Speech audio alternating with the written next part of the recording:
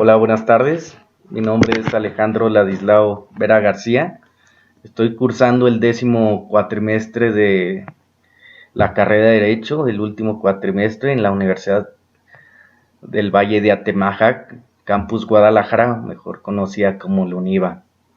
En esta ocasión me tocó hablar de lo que son los delitos fiscales. Para esto vamos a empezar con lo que son los delitos fiscales y posteriormente vamos a ver qué consecuencias tuvo ahora con el nuevo Código Penal Federal y las reformas que tuvo a la Constitución, estas mismas. Bueno, el Código Fiscal Federal, en su capítulo 2 de delitos, como en el Código Penal Federal, tienen dos grupos. El primer grupo o el primer apartado es el de las reglas generales, encontramos en del artículo 92 al artículo 101 del Código Fiscal Federal, en el cual nos habla de las reglas generales. La primera regla que nos hablan es la de requisito de procedibilidad, que puede ser por medio de querella, declaración de perjuicio, declaración de contrabando y denuncia de hecho. La segunda regla es sobreseimiento, la tercera libertad provisional, la cuarta reducción de caución, la 5 concepto de mercancía, la sexta mínima y máxima de pena de prisión, séptima obligación de denuncia de delitos de oficio, la 8 autoría y participación, la 9 encubrimiento, 10 agravantes de servidores públicos, 11 tentativa, 12 delito continuado. También la 13 nos habla de la prescripción de los delitos. Y la última, la 14 de la sustitución y conmutación de penas. Para empezar a hablar de los delitos, como habíamos comentado, el primero grupo fue las reglas generales, ahora vamos a hacer la otra división, que es el segundo apartado, que es el caso que nos interesa. El segundo apartado, ¿por qué nos interesa? Porque nos ocupa de los delitos o conductas típicas de carácter fiscales. Para esto vamos a dividirlo en dos grupos. El primer grupo de delitos fiscales, el cual nos habla de un bien jurídico protegido, es el peculio del fisco federal, que es decir, un contenido del patrimonio. Y el segundo grupo nos habla de la tutela del sistema tributario. Esto es la forma y modo de cómo se lleva el funcionamiento de la actividad del fisco federal. Están los delitos que está en El primer grupo nos habla, bueno, son 4 delitos de los que nos va a hablar. El primero que les voy a hablar es de defraudación fiscal, que está en el artículo 108 del Código Fiscal Federal, que el Código Fiscal Federal nos enuncia lo siguiente, o nos dice lo siguiente: quien con uso, engaños o aprovechamiento de errores omita total o parcialmente el pago de alguna contribución y obtenga un beneficio indebido con perjuicio del fisco. Este delito es previsto también por el artículo 400 bis del Código Penal Federal. Se podrá perseguir simultáneamente con artículo 400 bis del Código Penal Federal. Las penas pueden ser de 3 meses a 9 años, dependiendo el monto que se defraudó. Y una de las partes importantes que nos habla este artículo 108 es que cuando no se determina cuantía del fraude, puede ser de 3 a 6 años de prisión. La otra, si se paga el monto defraudado en una sola exhibición, se podrá reducir la pena a la mitad de la condena que se ha hecho. Y el otro es cuando el delito sean calificados, la pena correspondiente se aumentará a una mitad.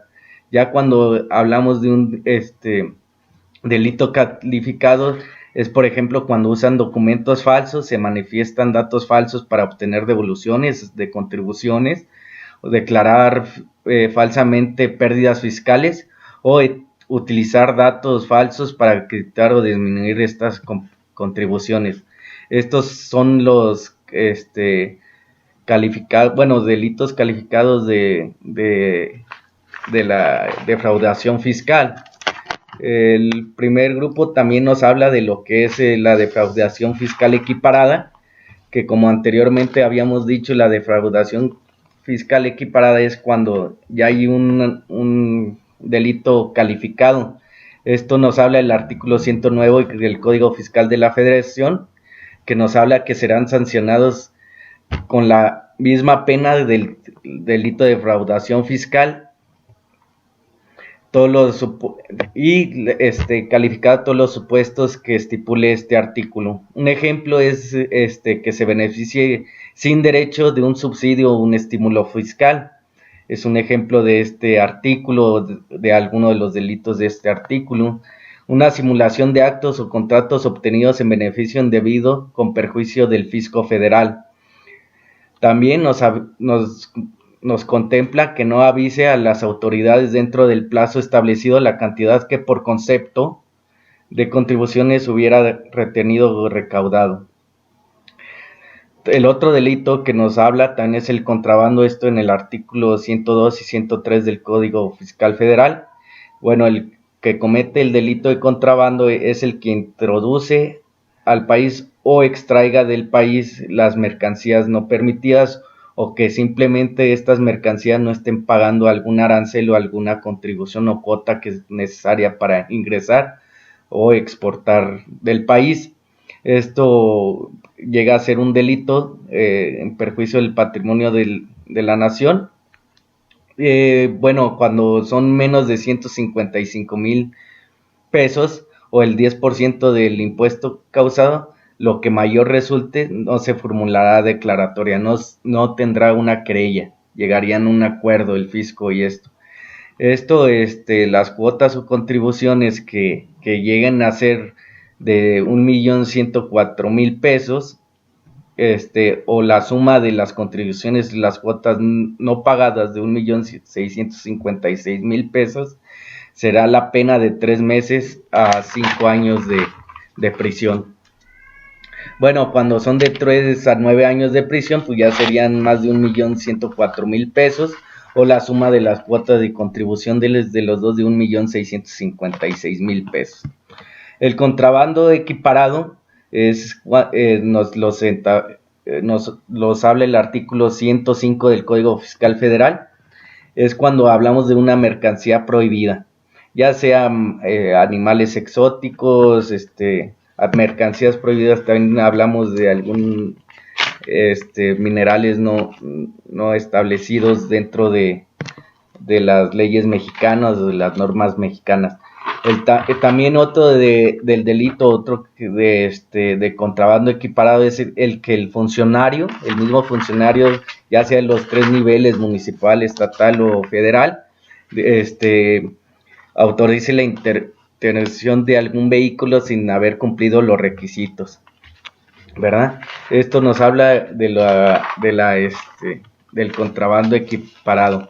El segundo grupo, que es la otra parte de los delitos, el segundo grupo, tenemos conductas que no tienen una consecuencia directa, un daño o perjuicio patrimonial, mejor conocidos como delitos fiscales diversos, que pueden ser penas de 3 meses a 3 años de prisión. Algunos delitos, nada más por mencionar, son los delitos en contra del RFC. Estos delitos están en el artículo 110 del Código Fiscal Federal. Estos delitos es cuando se maneja mal un RFC, no se dan, uno como contribuyente va al registro federal del contribuyente, se da de alta con datos falsos, o simplemente tiene doble RFC para tener algún beneficio propio o estar haciendo cosas ilícitas. La otra es lo que hacen las empresas, pues la doble contabilidad, que nos establece el artículo 111 del Código Fiscal Federal, y también lo que determina pérdidas con falsedad, cuando determinan pérdidas con falsedad de documentos o de contabilidad, que también nos los establece el artículo 111. Otro de los delitos es el robo de mercancías que se encuentren en recintos fiscales o fiscalizadas. Esto cuando no exceda los 59,000 pesos, la sanción será de 3 a 9 años de prisión. Esto según el artículo 115 de la Ley Federal de Fiscal. Y que también otro artículo que nos habla el artículo 113, que es la venta de facturas de operaciones inexistentes, que alcanza la pena de 3 meses a 6 años de prisión.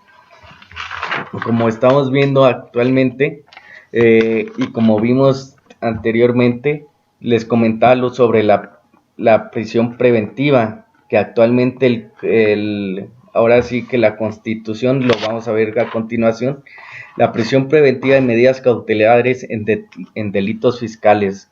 ¿Cómo le va a hacer la autoridad fiscal para poder vincular a una persona a proceso cuando en el mismo código está establecido la pena preventiva? Con anterioridad, pues ya distinguimos algunos delitos que llevan la prisión preventiva, como por ejemplo la defraudación fiscal, la defraudación equiparada, el contrabando y contrabando equiparado. Los criterios para determinar dicha gravedad se derivan de calificativos y los montos defraudados. La pregunta es, ¿qué pasa con el artículo 19 constitucional que nos revela lo siguiente sobre el tema de la prisión preventiva? Dice que el juez ordenará la prisión preventiva oficiosamente en los casos que de delincuencia organizada, homicidio doloso, violación, secuestro, delitos cometidos con medios violentos como arma y explosivos, así como delitos graves que determinen la ley en contra de la seguridad de la nación, en libre desarrollo de la personalidad y la salud. Entonces, ¿dónde vamos a establecer los delitos fiscales para una prisión preventiva? Ese es el reto del Estado mexicano actualmente. ¿Cómo va a radicar en distinguir cuáles de las conductas de hoy son calificadas y graves, deben permanecer o no con los efectos de los delitos que atentan contra el equilibrio del Estado?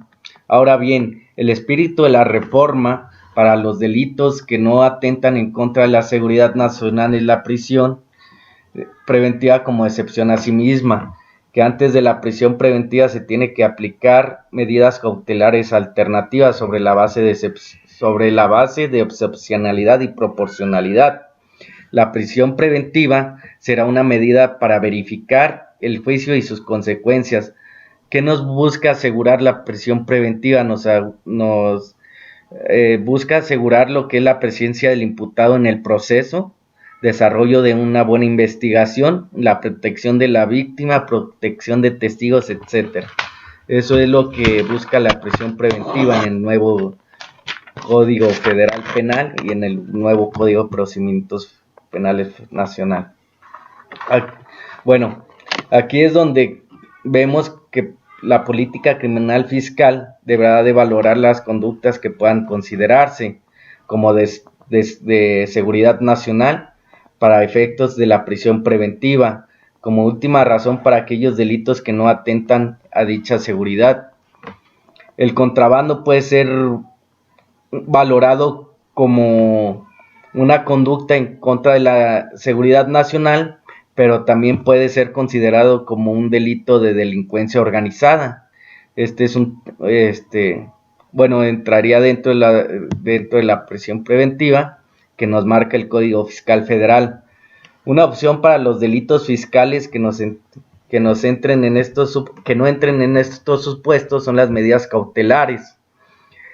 Algunas medidas cautelares que nos proporciona el Código Nacional de Procedimientos Penales o el Código Nacional Penal es la presentación periódica ante el juez o una autoridad distinta, exhibición de una garantía económica, embargo de bienes, prohibición de salir del país, de la localidad de donde reside o del ámbito territorial que determine el juez. Una localización con localizadores electrónicos, el resguardo en su propio domicilio, que es la previsión domiciliaria, la suspensión temporal en el ejercicio de acto profesional o laboral. Aquí me pongo un ejemplo, a lo mejor los contadores que tienen algún ilícito dentro de la empresa o por alguna omisión cayeron en un supuesto de algún delito fiscal, pues también se les puede retirar de su profesión o de su cargo laboral en ese momento.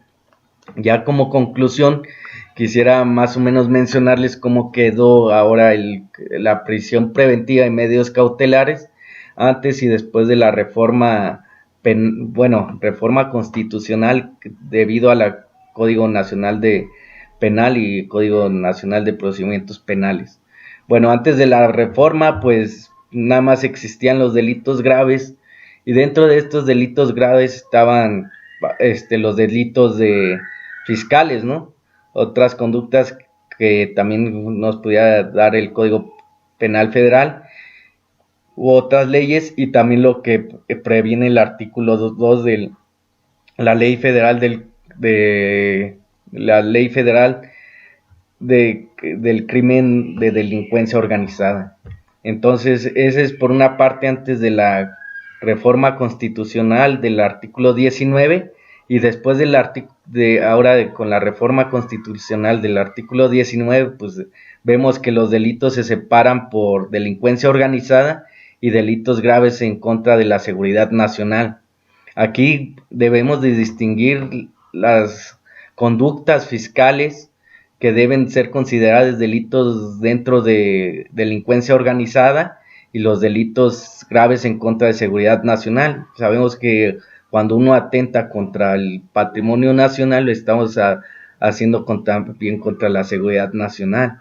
Entonces, una de las cosas que el Estado mexicano y las instituciones tienen que ponerse de acuerdo para que ya estipulen bien cuáles delitos fiscales entran dentro de los supuestos contra la seguridad nacional o delincuencia organizada, para que no haya ninguna forma que estos delincuentes puedan estar o escabullirse de las autoridades fiscales. Nada más voy a hacer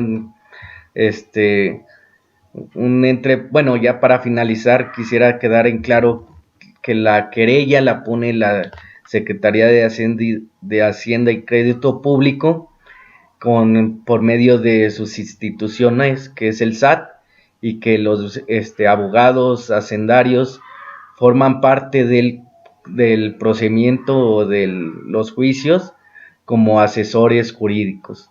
Entonces, sería más o menos mi explicación, o más bien mi explicación de delitos fiscales. Espero que les haya gustado. Y gracias por su atención. Estoy a sus órdenes. Gracias.